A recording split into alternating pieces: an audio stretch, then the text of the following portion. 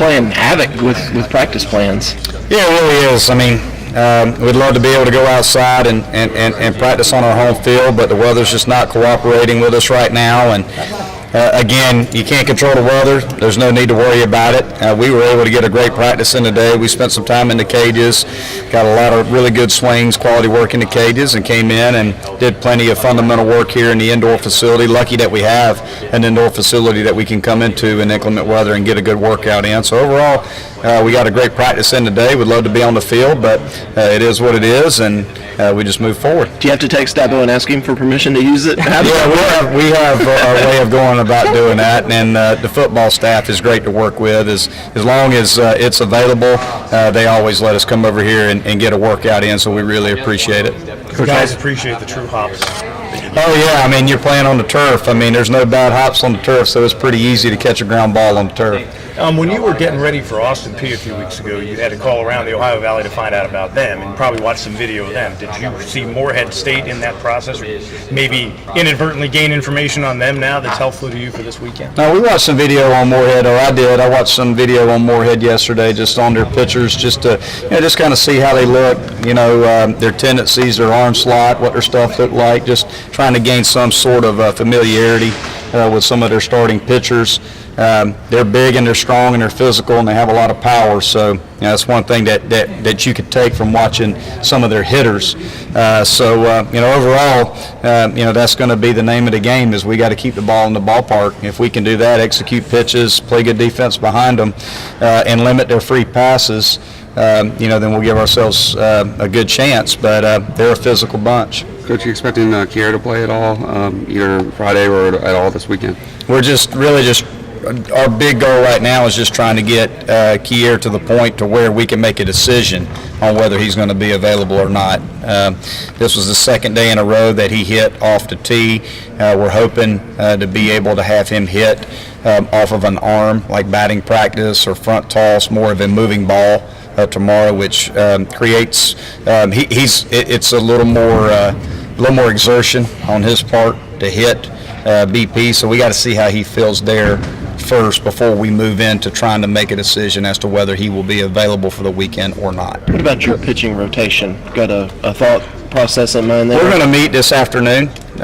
We've really, since the field was announced yesterday afternoon, we tried to get stats and try to figure out just what we feel like from a matchup standpoint would be best for us. So we're going to meet here, after this is over, and start discussing, okay, who do we want to try to match up with Morehead State, and how does that affect the rest of the weekend. Chris said that this is the most motivated he's seen this team in the last 2 years. Do you think that that's true, and why? That's a good question. I'm glad that he feels that way. I think it's been a group that has self-policed itself a lot more. I think that's one thing. I've probably coached less with this team than I've had to in the past, and I think that's a testament to them. Just their ownership for this year. They kind of run the club. Chris is one of those guys that's on our leadership council, along with Seth and Logan and a number of other guys. So they kind of run it. It's not as, I don't have to be as involved when it comes to motivation or direction. I think the guys kind of understand things now. So, I'm glad to hear that he feels that way because he's speaking for the team. You didn't have Chris for the regional last year, and he's swinging a hot bat right now. Is that maybe the biggest difference with this team? Well, I think anytime your best players are swinging the bat well, that's a good thing. So, if Seth and Logan and Chris, if those guys are hitting well, we're probably scoring a bunch of runs. I'm glad that he's hot. He had a great week in Durham, and hopefully he can carry that momentum into this weekend. Riley made an interesting point. He said the other night when you got tossed, it actually fired him up. And again, there's a big picture strategy to everything. I mean, in the emotion of the moment, maybe not, but is there kind of some rhyme to reason in those situations to send messages beyond just one to the umpire? Well, I think in that situation, I wasn't necessarily trying to motivate or fire up our team. I felt a certain way and I let it be known. But again, I think players in general feel like when you stand up for them, they appreciate it. If you fight for them, they appreciate it. But as the head coach, also there's a fine line. You don't want to put yourself in a position, to be ejected or to hurt your ball club. So I certainly would not want to do that. But the guys did, feel like, I had their back, so to speak, and that I was fighting for them, but I always fight for them. And I think the guys will tell you that.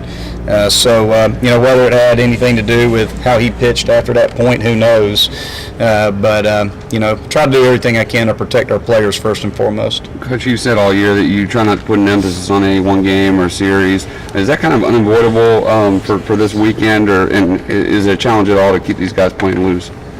I don't think it is. Not from my standpoint. Nothing changes as far as our preparation this week as it would be any other week. You're going to look at different opponents and try to figure out what you feel like is the best matchup against them. From a pitching standpoint, who's their dangerous hitters, who matches up good out of the bullpen against their lineup, and those kind of things. Those are the things that we look at. We look at the opponent, the strength and weaknesses, the split stats, lefty-righty, the matchup righty-lefty, who they use out of the bullpen, what are some moves that we may make later in the ball game. It's more about trying to manage against their club than anything else. But as far as the players go, it doesn't really change a whole lot for them. Does any evaluation go into the fact that because of the weather forecast, you might have a delay and maybe which guy's a better starter who could come back after 45 minutes to an hour of a delay? Does that ever factor in? It doesn't. It never factors in just because you can't control the weather. I've been in games where you have an 80% chance of rain and it never rains a drop. I've seen it where it's a 15% chance of rain and it floods. So you can't really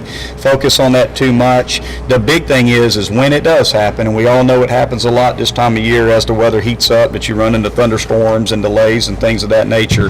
You just have to know how to handle it when it happens. If you're in the middle of a game and they got to put the tarp on, what do you do with your starting pitcher? How long is that delay? That's an individual thing too. Some guys can handle it, some guys can't. Some guys get stiff, and once they get stiff, they can't go back out there. So a lot of it depends on the pitcher and what you do to keep that pitcher loose, and how long the delay is as far as trying to make those decisions. If you had to estimate how many times from fall ball to now you've seen Seth in the cages after hours, what would that number be?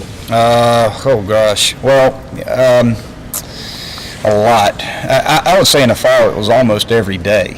Almost every day.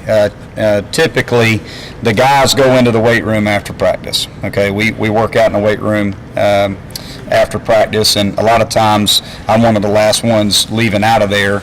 And as I'm walking out, a lot of times I see the lights on in the cage. So that's when I know when guys are in there or not. And when I see the lights on in the cage, then I know Seth's down there hitting by himself. And, sometimes I'll walk down to the cage just to make sure things are picked up and locked up before I leave. And Seth's still in there hitting, so I'll stick my head in there and see him in there, and I'll leave him alone. That's their time. But Seth's, I don't know if anybody in my time as a head coach has spent more time when it comes to working on their swing. And if there's a way, Seth will find it. I think that's one thing that I've learned about Seth over my 3 years with him is if there's a way that he's going to be successful, he's going to find that way. He's a very driven young man. So he pretty much went down there every day, regardless if he was 4 for 4 or 0 for 4. Seth's going to be in the cages after practice on his own hitting. Do you worry at all about MLB draft distractions this time of year, not just with him, but with all these guys? Well, it's tough not to. It's tough not to think about it as much as, the players who are going to be involved in those discussions, as much as they try not to, it is a distraction. I just think that's natural. But I will say this, the one thing that has impressed me with our group of guys is our draft eligible players have had good years. And oftentimes you're going to find that guy or two that sometimes they don't because of the amount of pressure that they put on themselves in their draft year. But our draft year guys have had great years. That says a lot about their mental toughness and their preparation and their ability to handle not only playing for us and trying to help us win games, but also trying to play for scouts. I would suppose that moving it later wouldn't be good for Major League Baseball because they want to get guys into rookie leagues. But has there ever been any conversation from those who speak for college baseball to the majors to say, can you move it a couple of weeks earlier just to kind of get it away from our postseason. You know, you can look at it a couple different ways. If you move it later, then they don't have to worry about it quite as much, but they're still going to worry about it. Scouts are still coming. I mean, scouts are going to come to games every single game. You know, when you're at Clemson, there's scouts in the stands every single game. Midweek games, weekend games are always there. So I don't necessarily think that's a big factor. You know, for me personally, you know, you'd love for it to be on a day where they're not playing, where they can enjoy it. I mean, I've seen it in like super regionals time where, you know, Dansby Swanson, I think he got drafted as they won a super regional to go to Omaha. He was actually picked while they were playing. I don't know if that's the right way to go about do it, but what is the right way? I don't know. You know, that's not for me to decide. But you'd love to see the draft happen on maybe like a Monday and a Tuesday or something like that. And maybe it is this year. I don't even know what date it falls on, but where the players can actually just focus on that for that day. Coach, Seth said he got a long phone call from you when he was still a high school senior, right after you got the job. That really cemented his decision to come to Clemson. What kind of priority did you put on keeping his commitment once you took the job here?